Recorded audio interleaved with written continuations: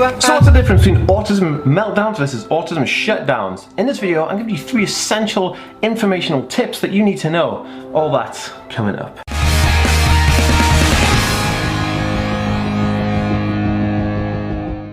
Hey guys, welcome back to the Ask Me world. My name is Dan. I have autism, ADHD, OCD and dyslexia, and I make weekly videos on this type of content. So if you are new around here and you'd like to learn more, remember to hit that subscribe button by clicking the notification bell down below. If you're watching over on Instagram, make sure to follow this account, and if you're watching on Facebook, be sure to give this page a follow for more awesome videos. Guys, welcome back. What is going on? Good to see you here to the place where we think differently daily. What's up, different thinkers?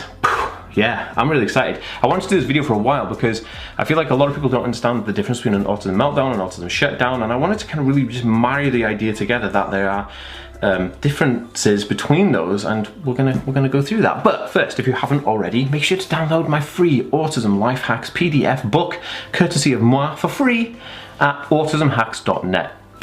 Awesome. Okay, so what's the difference between autism meltdowns versus shutdowns, right?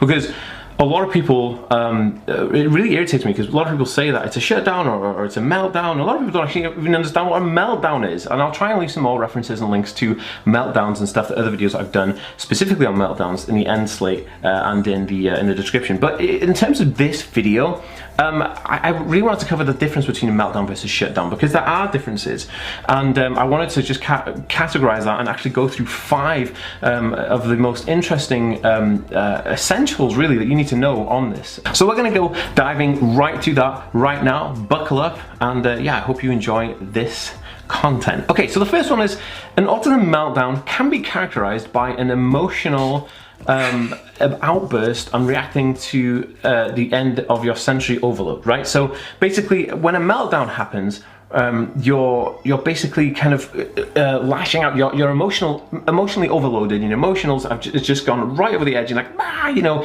and you're just bursting out with all this kind of emotional overload stuff. Whereas like a shutdown would be something where you are kind of becoming more you know, inward and conservative in your effort of emotional approach. So you can obviously see straight off the bat where a meltdown is an outburst of something, but a shutdown is a shutdown of something, which is quite self-explanatory. But in the terms of this, a lot of people don't understand the difference, but obviously this is why we're doing this video.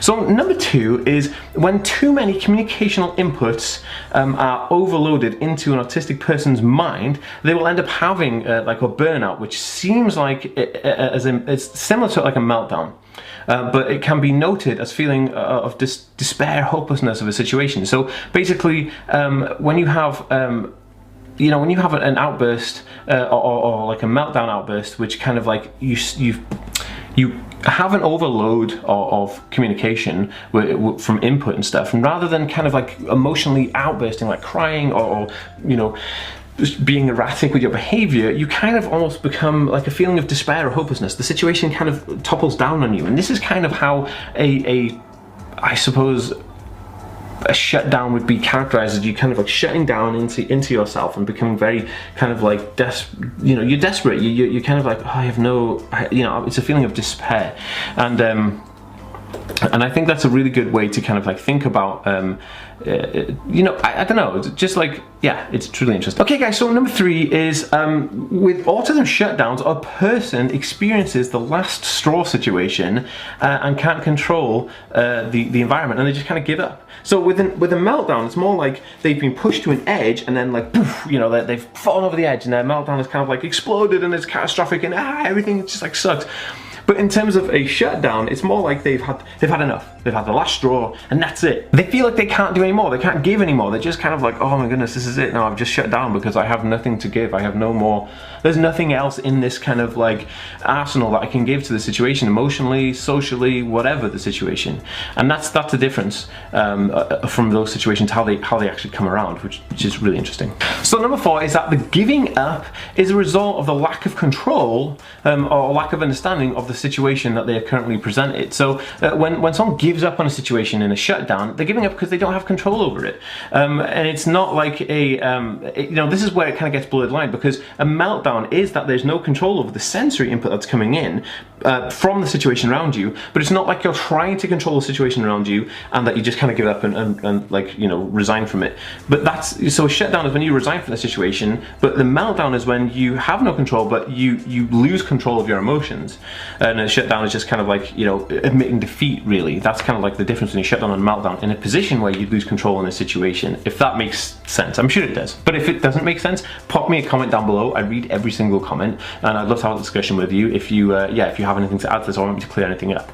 So number 5 is that the person will be quite silent and docile when they're having a shutdown, and there'll be no input from the situation from that moment on. So they won't. So when you're having a meltdown, there'll be lots of input. You'll be like shouting and screaming and crying and all this kind of stuff, and there'll be loads of input to the situation around you. You know, it could as output from you, input to the situation. But with a shutdown, there will be no input from you at all to the situation that surrounds you or you're presented in. You'll just completely close up and be self-inward and just be like, oh, I've had enough.